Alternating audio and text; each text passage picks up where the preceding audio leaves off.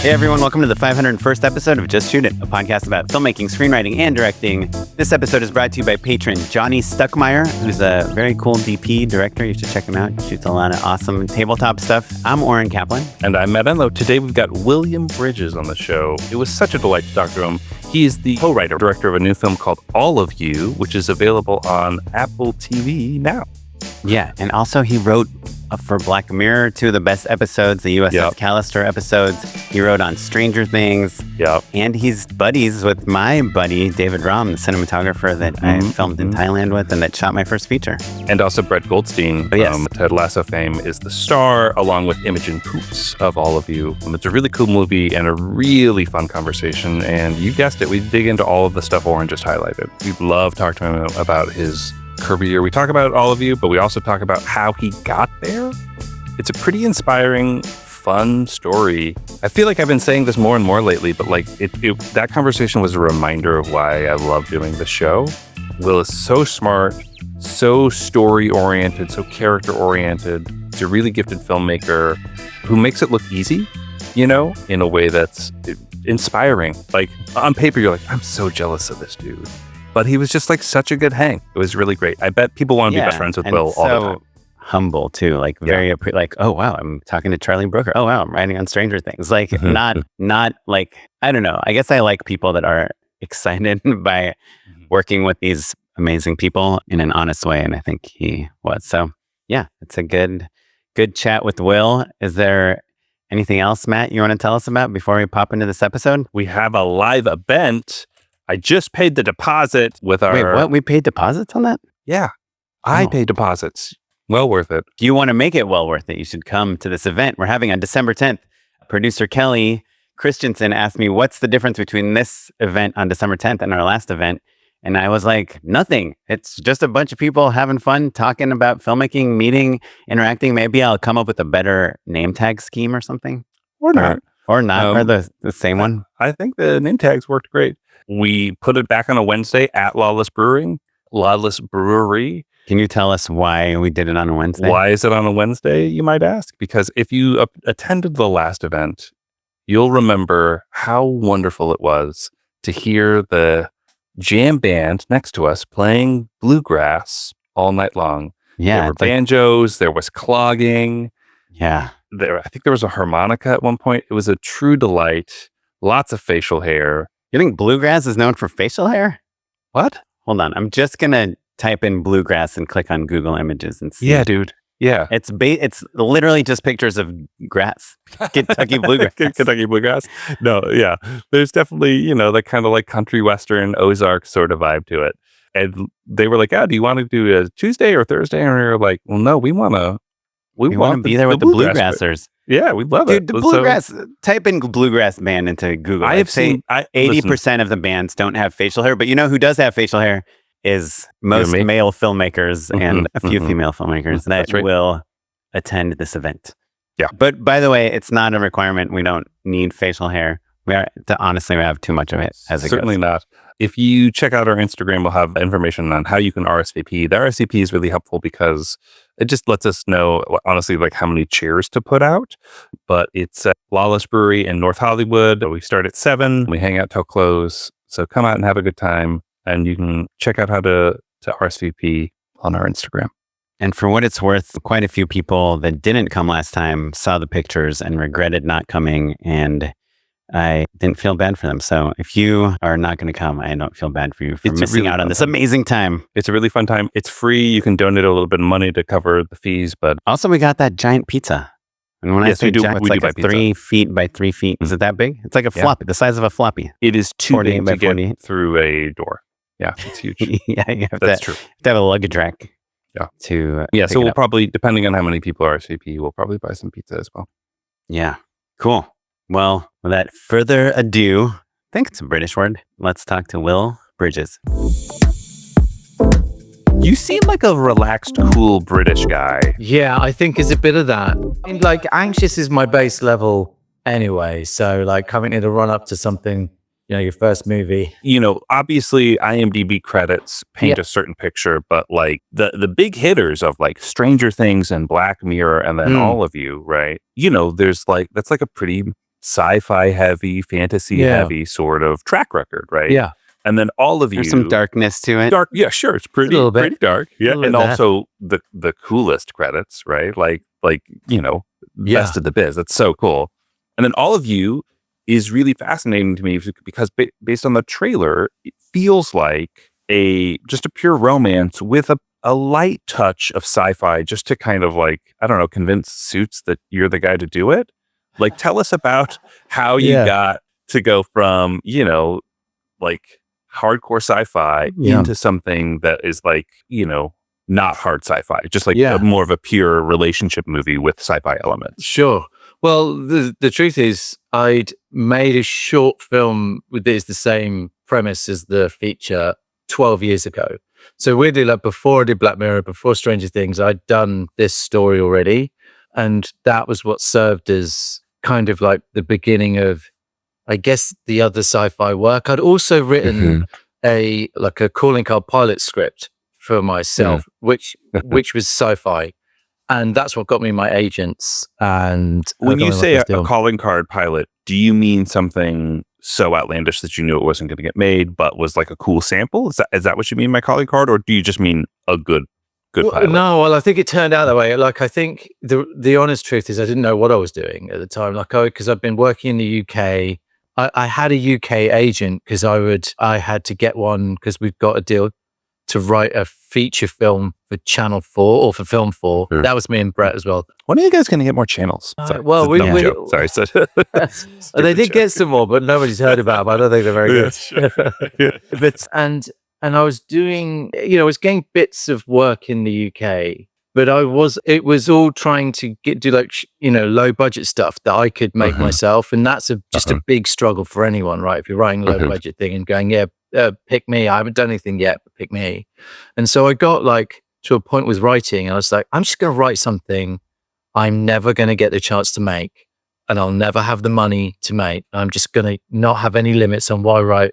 And, I wrote a story that had like 3 different storylines. One was set in the Arctic, and one was, set in America, and one was set in the UK. And I wrote that just like going, this is what I want to see at the minute. And that was what my UK agent sent to some US management company, and they read it and they came over and they were like, we want this. Which company was it? That was at the time Grandview. So that was Grandview management company. They're now with Untitled, I think. It's Untitled. Okay. And then, it's funny because you get this advice all the time, which is write something that you can make for like a low budget, or like write something that is like to the market, like, and every once in a while you hear someone that's like, I just don't care about what the budget is. I'm just going to write what I think is the coolest thing possible. Yeah. I think they both work, right? Like, I think the thing is like, the one about like writing for yourself and so you can make it, what you often get to is with that, hardly anyone will take a chance on you, so you go make it, right? So you go, you get the money, you shoot a bit of it, and you use that to get some more, which is kind of what we did with the short film that ended up as the movie anyway. And then the other version is just write something that you really want to see and send it to America, because the UK are gonna shit themselves if they go. Yeah, sure. I am curious, is that like from your point of view, obviously it's not like England is so far from the US, but do you feel like the world still sees Hollywood as the kind of center of entertainment, TV shows, movies, like where you've made it? Yeah. They know about you in Hollywood? I think from my generation, and I would say 10 years below me, yes. Like, I think that is still the thing, and it is. The market is just so much bigger in the US, right? So there's more buyers, so there's more chance that someone's. We have more than 4 channels. You have more than 4 channels, apparently. Yeah, which helps. And and like barely though, honestly. Yeah. But then I was coming up through the streaming boom. So like it definitely felt like that's the place to go. Like there's no like money was being cut in the UK, and all the money was like, coming out of Netflix and all that. So it definitely felt like if you want to make your show, write it big and go to America. I don't know what that's like for like, I've got a daughter that's 13 and she doesn't watch. I mean, she watches some US stuff and UK stuff, but she's into Japanese. She likes ER and Friends. She's into that. Yeah. But what about Stranger Things? Stranger Things she's into, Stranger for sure, because I think that cuts across everything. But I think like day to day, like what she consumes, is anime, all anime stuff. So I don't know. A little K-pop Demon Hunter. Again, my gosh. Let's sing along. How long have you been teaming up with Brett Goldstein? Are you guys just friends? Because you said, you were writing, you had no idea what you were doing. But obviously, I think, people know him from Ted Lasso. Yeah. Well, Roy Kent and writing on there, like was being partnered with him helpful? And I knew him before he was famous, right? So so that's the weird thing, is seeing how he, like, people want to literally rip him apart, like grab hold of him. I need a bit of you. But like when I met him because I had a friend who'd made a short film that it came third in a short film competition. And the third prize was like a general meeting with the head of Film 4, just to talk about career. And I said to the director, I was like, I think there's a feature film in this. Let's pitch it in that. And I'll come with you. I invited myself to the meeting. Sure. And I was like, we'll pitch it. And we agreed. So we did. So I pitched in the movie. We walked in. She didn't know I was coming. And then we was like, okay, so you know the short. She said, I love the short. It's great. Here's the movie. And we pitched the movie to her. And she went, yeah, okay, let's do this. So that's how I got an agent. I went, she goes, that is so who do we send the deal to? So I'll get an agent. You can send it to that. Because most people are like, okay, I guess they'll tell me the instructions to make it in the business. It was mad. It's so wild. Like, having gone on plenty of dumb general meetings, you just like go in and you like have some water and you tell them, oh, here's my life story. What are you guys looking for? And then, maybe you follow up if you have some cool ideas that match that, and then nothing ever happens. Right.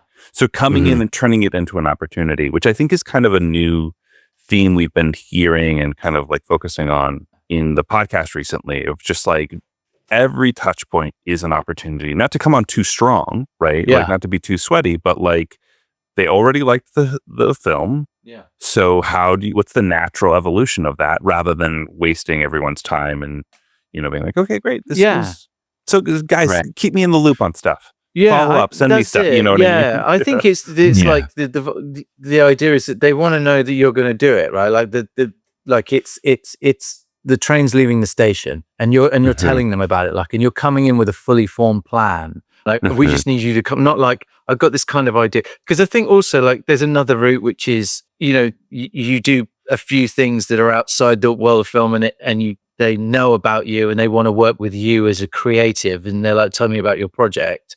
Or you're going in as an unknown. If you're going in as an unknown, you go in with the project. You go, this is the shape of it.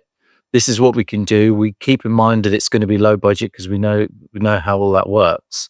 And like she said, she'd seen the short, she liked the short. So I think there's a lot to that. I think going in with a plan and going, just laying out in front of them like it's a proper solid plan that just needs like the next step, which is like, give us the development money. We'll go write you the script, or we'll go write you the treatment.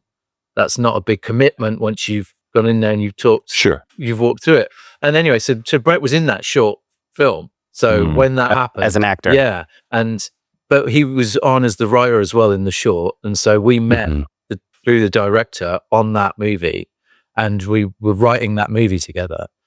Wait, so hold on, so he wrote that short and then is in it, and then you just were like, hey, I'm going to go pitch this as a movie, and then you come back and you're like, hey, congratulations, we've got a deal, a development deal, and he's not like, who's Will? No, he definitely was who's Will, and that was a running theme through a lot of the development process. Who's this guy? Bring up the restraining order. He's not in it. Oh yeah, he didn't write it. Yeah, no, I'm the other writer. Yeah, this is what I think. Yeah, no, there was a bit of that. I do want to just point out, I think it's a common misconception, especially for new people in this industry, that agents and managers are looking for like someone with like a super unique voice and a super unique vision. But I think that's helpful for sure. But I think kind of from what you're teaching us is that more important is, I think they just really want someone that can generate material. Right? Like if you come in, they don't want to be like finding material for you. They want you to give them material to send out to the town, right? So if you come in and your very first meeting, you're like, hey, you don't even know about this, but we've got this new other thing based on this thing that you liked. Like that's how you get represented. They're salespeople, right? And so you're giving them an arrow in the quiver. Right? Like, oh, great. Now we've got this other movie. Here's the short. It's so cool. I just met with the writers. They're developing. It's very exciting. Right? That's an easy sell for them. Yeah. But also they, like they, on the other side of that, they probably have got a slate that they're aware of. Their job is to find X amount of movies that fit in a certain kind of, they've got room within that. And if you're the unknown, what they want from you is dependability. Right? They want to go, oh, I don't know you, but you've come in with this plan, and I can see that plan can happen. So that I think is really valuable, is to do the work before you turn up, and not just try and go, I'm the next best thing, and you need to you need to go like, here's the plan. And it was a lot of it was to do with, I think Shaun of the Dead had come out and done very well before that, and I'd seen like a thing on YouTube of them, like their pitch was they'd drawn out on like a massive board, like on an easel with a pad of paper. They'd drawn out the whole movie like in little sketches, and they pitched the whole movie like that, and that's how they got the money for it.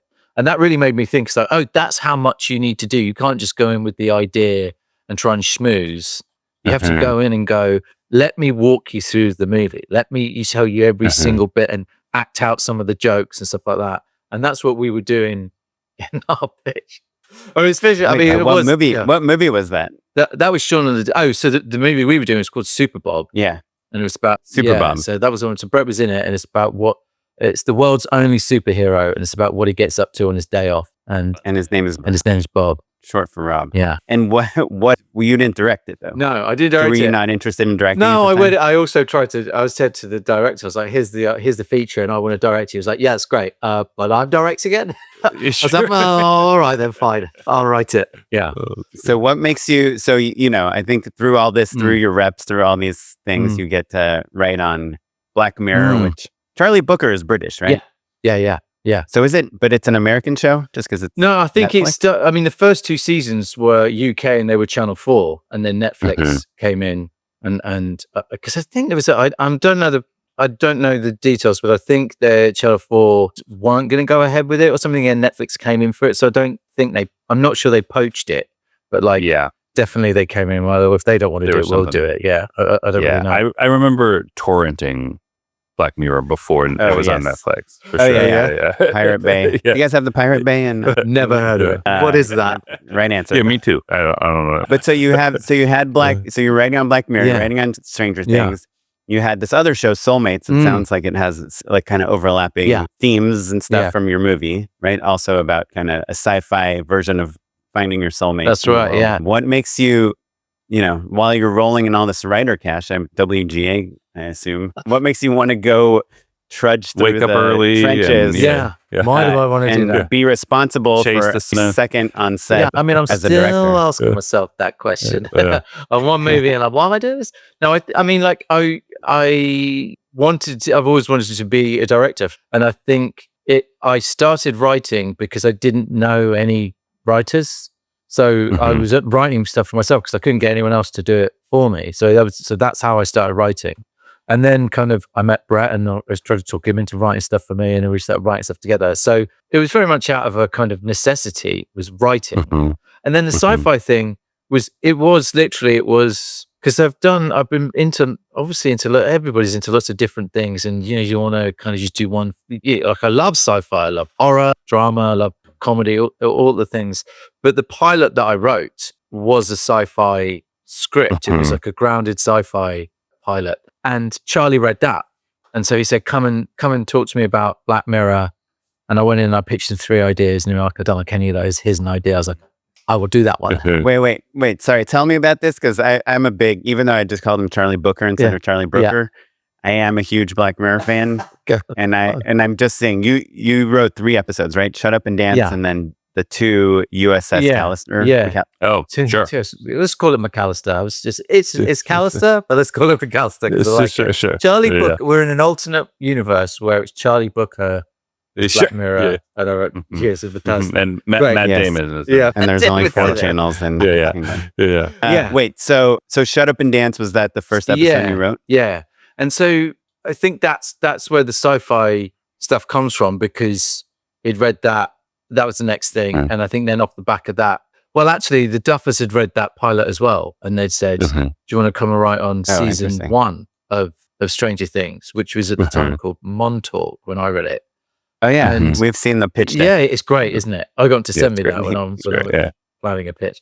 And I read it and I was like, this is too much like my show that I've just written, the pilot that's just been bought. So I was like, guys, I can't show do is it. that? Well, it did get made. So You're like, Montauk also is a silly title. Yeah, well, no, Not yeah, I was into it. thinking when they turned, I was like, yeah, And that they're makes like- sense. And so They then wrote down that one note. yeah, so I turned down season 1, Stranger Things, Clever Will. And then, so obviously when they came back for season 3, I was like, yes, I'll do it. Sure. But yeah, so it was Um, basically off the back of that pilot that all the sci-fi stuff came from. But when you wrote it, it wasn't. I mean, those shows didn't even exist. So it wasn't like you were like, "Ooh, I'll write a sample for these types of shows." No. I feel like Stranger Things, even though it has that like Stephen King-esque vibe to it, like Spielbergian Stephen King. Yeah. Anything directed by a Stephen or Yeah. by a Stephen. At the it was kind of like a re-emerging genre, right? I feel like when it kind of made it big. It felt like really great because it felt like, oh, this is what I've been missing. Like this, like even more when you watch it than when I read the pilot. I think I don't even know if that much had changed, but I didn't quite take into account because I hadn't read the pitch deck or seen the pitch deck, so I just read the pilot script, and I don't think it landed how nostalgic it felt. But when I saw it, and when you see Even the music, but not only because other shows try that and other things do that, but they don't get it. Like they don't get the warmth in it and the character in it. That Amblin really and lands. Carpenter, right? Yeah. You can if you just do one or the other, it feels off in some way. but also kind of like such expert story crafting, Yeah. from guys you've never heard of. You know? Well, can we take a further step back? Because I want to interrogate something a little bit more. Because this pilot, I'm sure it is awesome. I'm sure it's like a really special pilot that like stands out. Can we? No, hold can you on. just tell us the log line? Oh yeah. Pilot?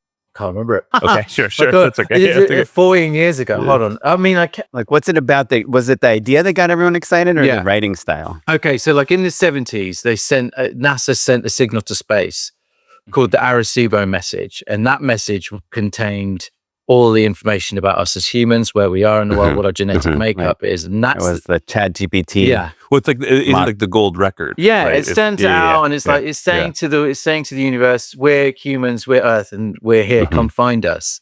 And so that's the record that we do know. And the pilots, what the pilot suggests is that what they didn't tell us was 5 years later a signal got sent back, and so the show's called Obasira 1, and it's about what that message does to the world. Sold. The Love response message. So that is an awesome pitch, and I'm sure that the execution is awesome as well. I guess I'm curious if there's any other factors, right? Because you hear of like, okay, a great pilot, and then you get offered the 2 coolest shows in Netflix. Is it, and truly, I don't mean any disrespect, Will, but like, is there anything else in addition? Like, it's like, oh, well, I had a friend at this place, or, Right. Was there? How else do you triangulate it, or was it really just the quality of the script? I think there's a lot to be said for being the new discovered thing. Sure. Right. Sure. So like I'd come out of nowhere. Right. I hadn't worked in any rooms on any shows or anything at all. I was literally like we'd done that. I've written that film. I'd co-written that film, but that was Super a while bomb. back, and I was like developing. And did that have a budget? Was it like It was low people budget. knew It was about it and 500 stuff? grand, I think, was the budget. And so it was super Oh, low wow. budget. Yeah. And I'm just trying to think. I think I'd got I was in talks with a British film company. They were going to pay me to write a script that was like a found footage movie. And I think that's what was kind of happening at the time. So I hadn't done anything. And then And did you go to film school or anything? yeah, Like, I were went you to in film the film school. business. I went to film school. I got a third. So like I did do 2 of that. I went to film school and then came out of film school and did random jobs for 10 years. So I did nothing in the industry until like my mid-30s, and just farting around writing stuff in my spare time and stuff like that. And then trying to make short films and trying to get that. But it really was that pilot that kind of, because it started a bidding war. Like it got taken by a Simon Magic company. They took it to the US, and I was in the UK, and I was fielding calls like the next week from all different companies telling me that I was the next best. Like one guy, I can't remember who it was now, said to me, "Man, I love your script more than I love my kids." And I just, and so I crossed his name out. I was like, oh, that's very kind. Like thinking, I don't want to work with you. That is right, insane. chill out, dude. Yeah. His kids are real assholes. Yeah, exactly. If you knew as kids, you'd get it. Yeah. You'd get it. Yeah. I was like, no, thank you. And so I think off the back of that, like my got agents and my management team did a very good job of like going, this guy's just, and I sold the script to Hulu. So it went into development immediately. And so I think off the back of that, you get that script sent out to everyone and go, you got to meet this guy. And I had like, and my rule was you just had an incredible heat, basically. Yeah. And my rule that I had at the early stages was I'll meet anyone, anywhere, anytime. And I'll talk for as long as they want me to talk to them. And that was like the rule. I was just like, I'll just be there. And so I think that really how helped. the janitor of this kid's school learned exactly, yeah. Will's life story. I'm just so curious about the Black Mirror process real quick. Because I think Charlie Brooker, he's a little bit like a Mike White or like Craig Mason or like one of these guys that is kind of known for being the... Like an auteur show, basically. Yeah. Or like a Noah Hawley. But you come on and you said you pitched him a bunch of ideas for Black Mirror and then he came back to you with an idea? Yes.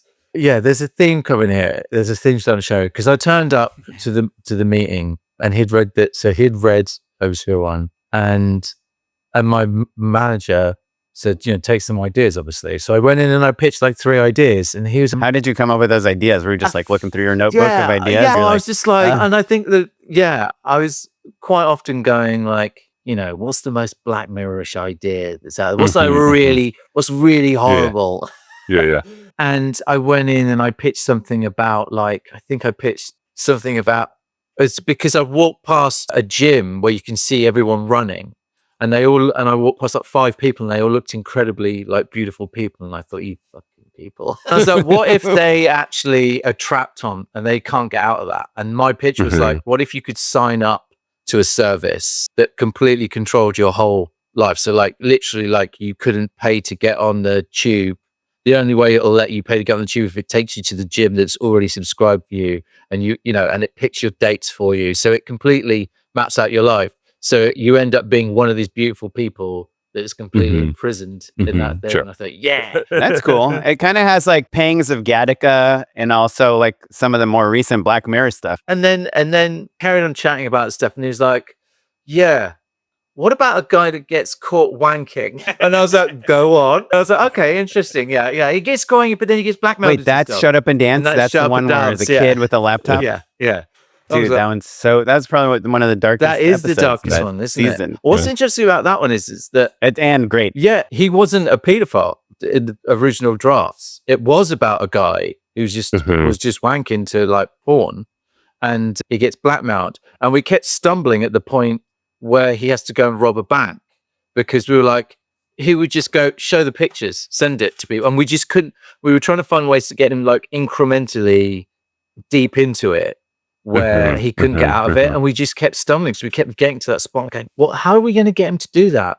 And it was Charlie. Charlie was like, well, what if it's a pedophile? And we were like, that reminds me. That'd do it. Yeah. There's this Stephen King book, Needful Things, that I think Krager is also the weapons guy reference for that movie. But it's just about these little exchanges that just snowball into these big like domino effect of just like horrible things happening. Yeah. It's just so well done. Yeah. So what does Charlie give you? Do you guys outline it together, or does he like, hey, go work on this and bring some stuff back to me? The first one was a bit like I think he had some of it like about probably like 100 words written down about like and some of the plot points. And like I said, it was very different. It was set in the US, and the ending was very the ending was like it was very clear about how the kid would end up being stood in the desert and 100 cop cars were coming over the hill, and that was so just some cool visual stuff that was starting it, and the hook. And then I think it was a lot of treatments, and so like I went away and I wrote a treatment and then another one, and we kept doing with that because we couldn't crack the story. So it wasn't because he loves treatments, it was just that we were stumbling on the story bit. But then what's a treatment to you? Is that just a Word document with paragraphs of like this scene? Pretty much. I mean, I think it differs a little bit, but like it's pretty much like a 6 or 7 page story at that stage. And I kept doing that. It's funny because Oren and I work a lot in commercials, and so treatment versus It's like 80% visual. Yeah, Right, yeah, really? it's like a bunch of animated GIFs. It's like imagine if we made a small magazine for a 30-second commercial. Right. Oh, okay. Yeah. No, but I think treatments for shows and movies and Sure, stuff of course. But I think from a director's point of view, a lot of times you're kind of planting so many images. Right. It's going to feel like this movie or like this villain or like that. But I think as a pure writer, you maybe are just I think, and also it's focused on Charlie's like with 2 seasons in, so you kind of know right what you're getting yourself into, and but it's an anthology series and so too, the treatment was very much and then, especially for Shut Up and Dance, which is like and then he's in this place, so it was very much like that. I don't think Charlie did any work on the treatment. It was like me doing the treatment, going in and have a chat about it. I'd go away, do another version. And then he was like, yeah, okay, we're there now. And then I would go off and write a draft and then send it back to him, him and Annabelle, who's the producer. And then I would get some notes. I think I did that 3 times. And then it was Charlie's to do whatever he wants with it. And that was always the plan anyway. Like I think the other reason I got the job is because I went in and went, I will write as many drafts as you want for as long as you want. And I will give it to you and I will not ask about it. Once I've given it to you, it will be good. So I was saying, like, I won't be precious about it. I'll do all your donkey work for you because I just desperately wanted That's an interesting strategy, which we've heard actually on the podcast work very recently with Daniel Russell, he's now a great director, but he was the assistant to this director named Dave Meyer, who directs like all the biggest music videos. Right. Like Kendrick Lamar's Humble and Taylor Swift and all the things. And also he's a great director. Right. But to get the job to be his assistant, supposedly like 15 people interviewed. And Daniel just said in his interview, he's like, I will work harder than anyone. I will work all day 24 hours a day, whenever you want. I really, really want this job and I want to impress you and I want to kill it. And like, as obvious as that sounds, sometimes people love to hear that, because it removes the whole layer of guilt of like, no, you told me like, yes, I'm going to send you notes at 5 p.m. on a Friday night or 3 a.m. on a Friday night or whatever it may be. And also, I think I went in going, that's what I would want to hear. Like, if I'd done 2 seasons, and I got someone in, because not many people wrote on, like, I think there was only a few other writers that had written on the show before that. Sure. And so I was like, he's definitely like the writer. And my assumption was they'd bring another writer in because he was writing more. And so I went in with the idea, like, they're looking for somebody that obviously, they've read the script, so they go, oh, that's the kind of style we like. And he likes the story of that. And then I was like, yeah, so I could do it. I'll just work really hard for you and I'll take all that. And you won't have to worry about any of that stuff. Yeah. So that's so brilliant. Yeah. So smart. Is that the same story on the other episodes, USS Callister? And I think, is that the only sequel to a Black Mirror episode ever? Yeah, I think so. But I think there's always talk of doing, I think he talks of doing other ones as well. And I think in the next season, there might be a sequel to another one. But yeah, that was slightly different because I think the trust was there after the first one, and that one was slightly different because he'd had the idea of someone being a god in their own world, in their own digital world, right? And that and how that kind of would corrupt someone. He had that idea. You're like, what if he was an incel too? Yeah. Happy Will. What if he was a P-fart? They've done that. Okay, great. Sure, next. Yeah. And he had the net character as a coder being trapped in the world. And I think that was kind of, it was more than that. Like, I think I'd written a script, another script for myself that I hadn't shown to anyone, that was based on the Galaxy Quest movie, like the idea about the ensign that doesn't want to go on the away mission because he knows he's going to die. And I've written a script called Away Mission that was like the guy, he was doing everything he can to avoid going on the away mission. And I was like, oh, I think I've got the world that you want for this. Yeah, it's so Galaxy Quest. Were you a Star Trek fan?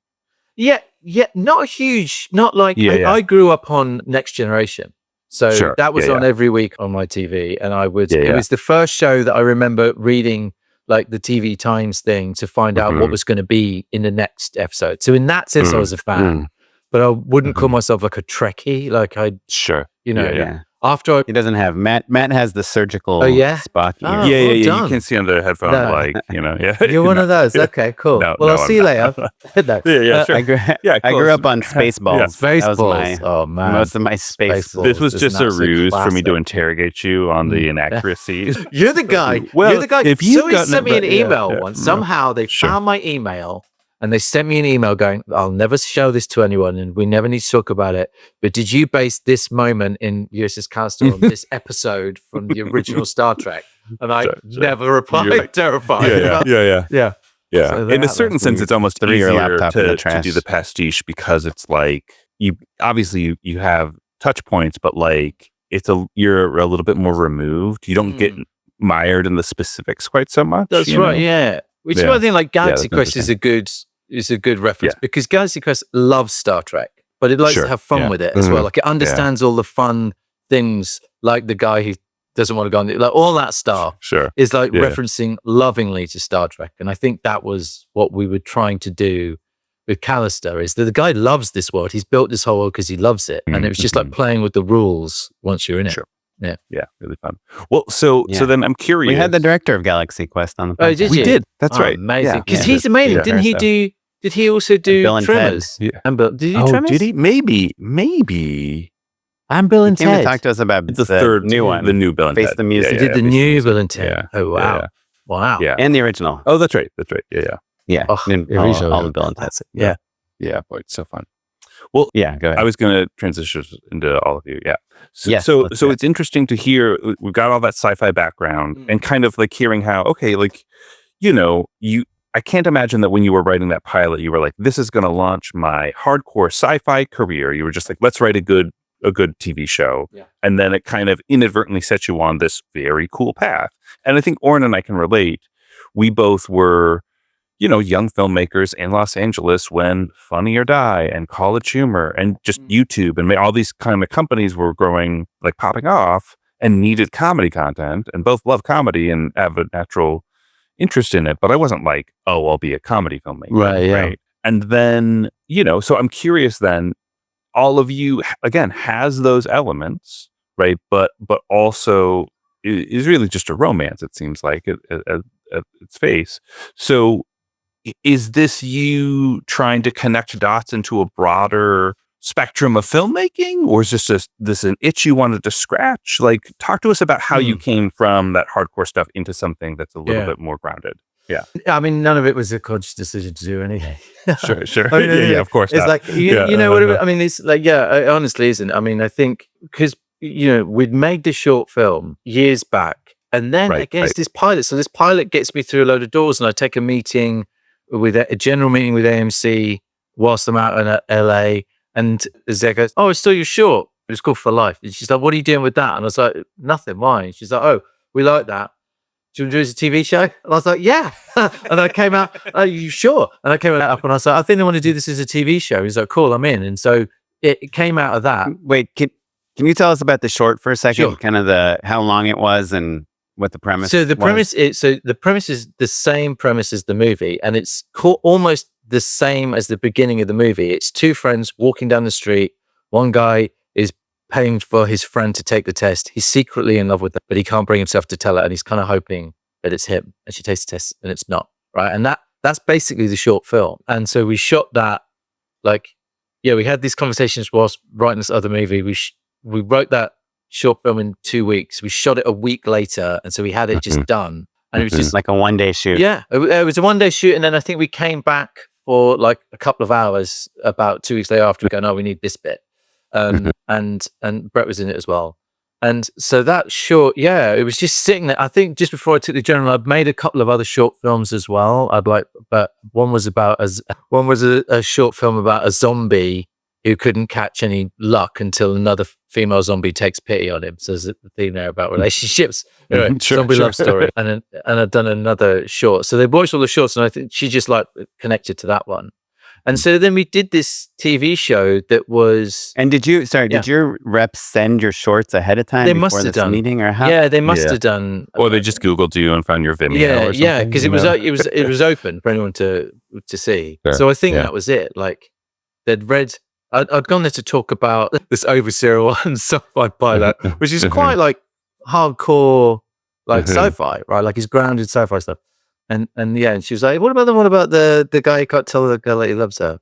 And so that launched the TV show, which was kind of through AMC became more genre based. It was like, what are the what ifs of that idea? Where can you take and it? is that Soulmate? That's Soulmates, yeah.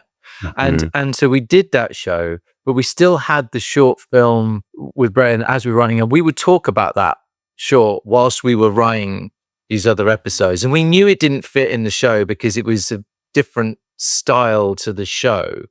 So, and what's the show? Is that in an anthology? Yeah, anthology. So, Soulmates? Yeah, essentially, it's like different versions of what happens if you take the test and you know, someone the other side of the world, or like they're a bad person. What does that mean? And all that kind of stuff was wrapped in there. Yeah. And we were. So does each episode open with with a soulmate? Like, hey, you've been assigned this soulmate. So a little bit. We tried to mix out. Like one of them is like somebody's taking the test and they're traveling across through South America to go and meet them, and they stop off somewhere and meet this other person, have that kind of one night wild adventure where they fall in love with them, even though they're going to meet their soulmate. So it's always questioning, like it's always challenging this idea of one true love. Like you create that in the world to say, oh no, it really exists, to really examine why it exists, because we all hold that idea. We all kind of adopt that idea that there's just one person out there for you and you just meant to find them, or when you do, you'll know. And so we're like, well, what if that is true? What about all the other feelings that you have for other people? Do they not count? What does that mean about love? And so that's what kind of dictated all those episodes.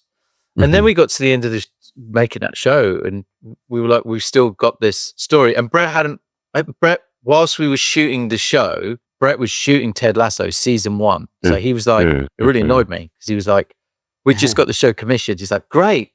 I've got to go be in another, I've got to act, but I'll come back. And he got in a comedy. Yeah. And he was flying between the UK and we were shooting in Spain. And he was like, half his time was on the show and half his time. And then when the show finished, we were like, we've still got this story we've got to tell. And we wrote it. So we sat down, we wrote it. Nobody was interested in it. There was nothing, there was no finance or anything. And then Ted Lasso and why comes out. You never made it into an episode? No, of the show? we because we felt like it was different to the style was notably different than the short to the show. The show is very much, the thing about anthologies is they're tricky because every week you've got to sell the next story. Whereas if it's an ongoing one, the trailer doesn't have to do as much work every week, but you've got to get everybody to buy in again on an each time. Anthology, So therefore the hook has to be splashy. And I think that was part of the rules of getting to make it, was that we had to go, this week, what happens if your soulmate's a serial killer, like type thing. And that happened to me once. Yeah. Here you go. See, it's real true life stories. It's relatable. Yeah. This could happen to you type stuff. And then the feature was much more about this kind of intimate relationship. And so the sci-fi thing, even in the short, was only there to really allow us to look at that kind of relationship. What if you love somebody and they don't love you back? Or you're not sure if they love you back. Can you tell them if they're talking about someone else? And that was really what we wanted to write about. And I think the sci-fi bit, we just used it to allow us to give like a certain, like she's definitely not the one for you, but you still love, are you going to tell her? And I think that's an interesting thing because we have that feeling about people, but it's not that black and white. So we made it black and white to really push that feeling. To push it. Yeah. Love it. I love the, like, you know, movies like Before Sunset. Before we talked about that when we were on. And even like Up in the Air, where it's like these soulmate type of big picture connections that are not the forever connections, you know? Yeah. And they're legitimate. And I think you sit on a moral throne when you watch movies, right? You go, you're having an affair, so you're doing something bad. So therefore something bad has to happen to you and you have to realize it and see your comeuppance. And yes, you'll have feelings for them, but you know you've done wrong because the world has punished you for it. And that's cathartic for us to watch. We just didn't want to do that. Like we didn't want to let them off the hook. We wanted them to make the decisions themselves, you know, like we wanted them to go, we're never going to get caught. We could do this forever, but this isn't good for us. There's something also just like inherently like romantic about like pining for one another. Yeah. Right. Yeah. And like putting that objective stopper to be like, hey, you two can't be together. It doesn't make sense for you to be together. It's such a drama engine, Yeah. Yearning. Yeah, We called it yearning. Yeah. We're like, Yeah, sure. it was like the first half of the movie, like we had a label over it going, yearning. Just smoldering at each other. Yeah. There's a lot of looking at each other. Why can't I have you? There's Yeah. lots of that in there, yeah. That's great.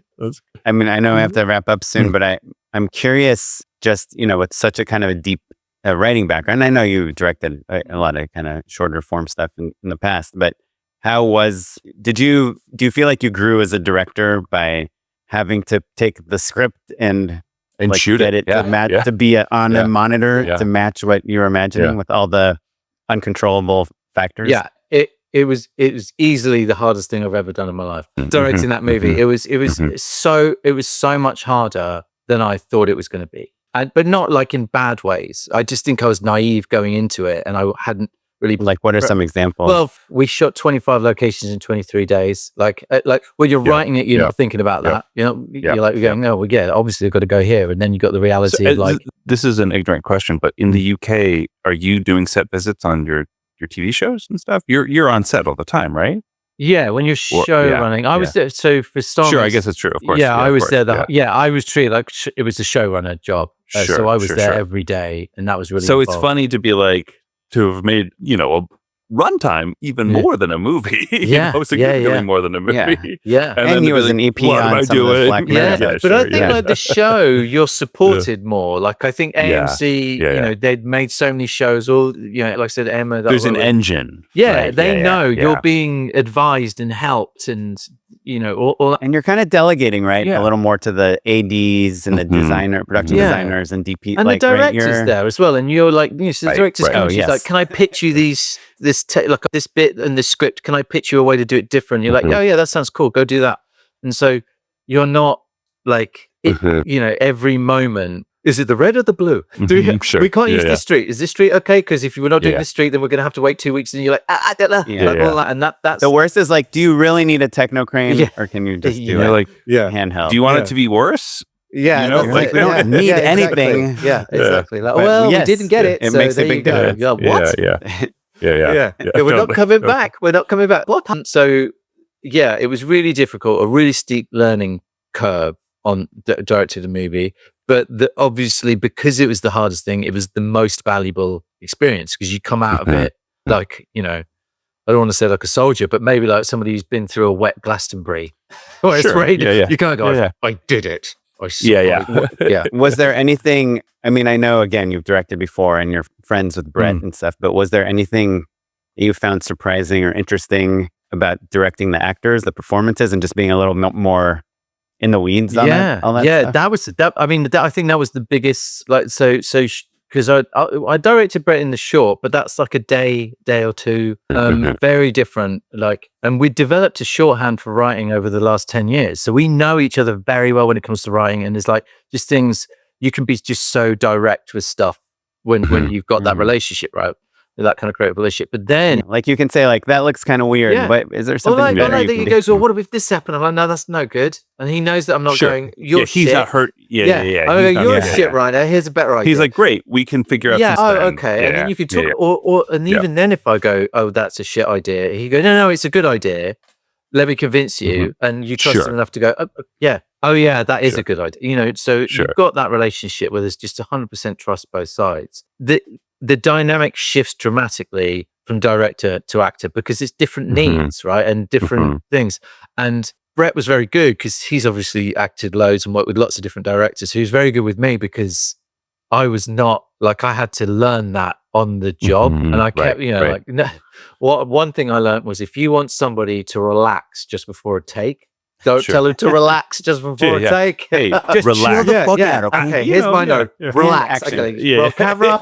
Cool. That's a good tip. I thought I was relaxing. Yeah, just relax, man. Yeah. So it did, the acting thing was the thing, but then on the other side of that, like Imogen is such a great actress, right? And like, I've seen her in so many good things. She's great. So that's a different thing because I guess the relationships were very different because Brett was a friend and we were finding his way, and Imogen was I was like nervous around her because I was like, oh, look, I'm pretending to be a director in front of a proper actress. And there was here's a movie star. And then walk down the I'm street. still Oh, like whatever that. you want to do. What do you want to do? That's better. Okay, you should do that. Should we do that? Yeah. And it's, so it's you can ignore the script. Don't worry about it. Terrible note. Do what you want to do. And then I think I had this whole idea for blocking right away. And I think it was about she realizing that she wanted me to direct it as well. And do you know what I mean? Like she knows, tell me what you think about it. And then that gives me the confidence to know that my opinion is like good. And so again, the directing bit, and I think actors was the steep learning curve, but also so valuable for different reasons. Well, and of course, obviously that's the thing that the showrunner doesn't do. Kind of the only thing the showrunner doesn't do. It's interesting what you were saying about Imogen.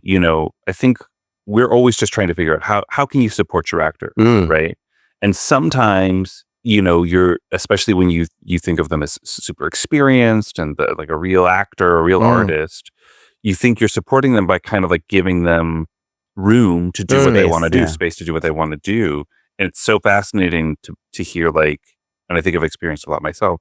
Oh, the way to support her specifically was to tell her what you wanted, right? Yeah. Start with the baseline, tell me what to do. And then maybe that sparks an idea, or we find out what doesn't work or whatever, kind of like your relationship with Brett, where it's like, you could say, oh, this isn't working. And then you can rework it, but you got to start somewhere. And that it's really fascinating. Yeah. Really fascinating. I think the trick, I think, is to learn to realize that don't make it about you. And I guess, like me thinking about what I'm going to be like as a director for her is the mistake about thinking about what, like, sort of thinking about how you're going to do it, and just go in and talk about the script that you've written and the scene that you're going to do and have a conversation with them. It seems so obvious, but I think you go in with these preconceptions of what you're supposed to be and you try to play that role. And I think that's where people can smell it. You were wearing the beret and the vest, and I had the conical. That's the bull. And they don't like that. From my experience, with the exception of Frances McDormand, most actors want to be directed, and I do think that the thing that we all learn, like when we first start to direct with actors, is make sure to tell them what you like. Yes. Oh, sure. Sure. Yeah. Not just what to change. Boy. You remind me every time I go shoot. Yeah. I'm always just like, okay, let's fix this, and this. Yes. And the compliment sandwich is real.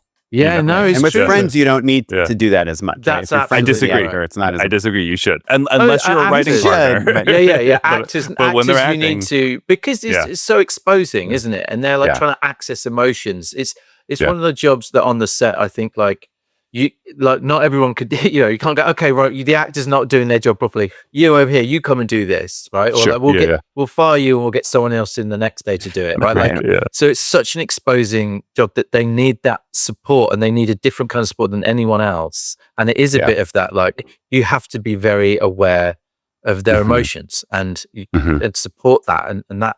But that's just being a human thing. Again, it's not about being a director. It's like going in and just going, okay, what do you think about, having that human to human conversation as you're all trying to do good stuff. It is a gear shift for us as well, right? Right. Like, you have to go from like, oh, I'm going to make about 1,000 decisions all in a row, some of which are very technical, some of which are like cerebral in terms of thinking of the edit. And then also you have to go be a real sensitive human being in the next second to like your new friend who's feeling vulnerable all of a sudden. You know? And they're your colleague too, not just a friend. Sure. To me, people always, say, just treat famous people like they're humans. But the hard part is for you to act like a human when you're around famous people. No, totally. That's it's not about trying to treat them. It's just like trying to not be weird. And also because they get their own like trailer, they're put over there, whilst all of you lot in your kind of North Face. You coats woke that up at freezing. 3:45 a.m. Yeah, freezing. running And around. then a magical fairy walks in with like perfect skin and teeth and hair. You're always. still swiping like cheese sandwich off your face, and they come in looking amazing. You're like, okay. Sure. Well, Will, I think this episode, when it comes out, your movie will already be out in the US. Can you tell us how to watch it? How to watch it? Yes. Yeah. So hopefully it's still in your theaters. It's in select theaters in the US, but it will also be on Apple TV Plus from the 26th. So get your subscription. Yeah. Or go on someone else's house who's got it. Apple TV Plus preempting the Savant, from what I understand. Yeah. I don't know. Yeah, did we? You've heard of this new controversy on Apple TV Plus. Oren, go for it, buddy. Yeah, exactly. Well, Well, we'll be on the platform. I can guarantee you that. Yeah. No, I like to throw a little controversy in the end of an episode, see if people are listening. Yep. Well, and then if people want to follow you personally, like your projects and stuff, are you on social media? I am not, no. Well, I mean, I think I've got an Instagram thing, but I deleted it about a year ago just because it didn't do me any mental health. It's not good for it. And same with Twitter. Like I was, I can't stop looking. The problem is I couldn't stop looking at it. Not that it felt like anything else. Like, wow, I would just blink and 2 hours would be gone. Yeah. And then I would go, what am I doing in my life? Why am I? And then I'd do another hour. Oh my God, still doing it. Yeah. So so you can't follow me. IMDb. Basically, IMDb, check him, see what Brett's doing. I'm often doing something that he's doing. There you go. There you go. You know what I did? Ask Brett. He's stoked for more followers, I'm sure. Yeah. Yes. Great. Yeah. Well, this is a treat. Do you have a few more minutes to hang out and endorse with us? Yeah. Unpaid endorsements. Okay, so my unpaid endorsement is for a film I'm very excited to see, but actually haven't seen yet. I'm watching it this Friday at Vidiots. But do you guys know the film Paprika? No, I don't. No. It's like it's an anime about kind of like, it's like a surrealist sort of dreamscape film, right?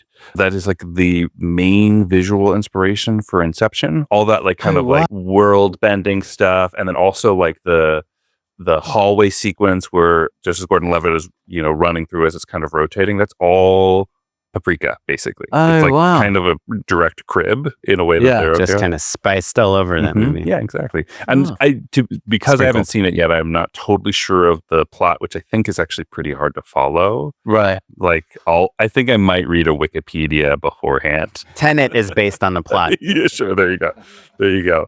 There's like maybe robots and dreams and somebody's falling in love with a hologram, maybe. I don't know. We'll find out. So I don't love to endorse things that I haven't seen yet, but I've been very busy. I'm very excited about it, and my media diet has been pretty light lately. So I'm super excited.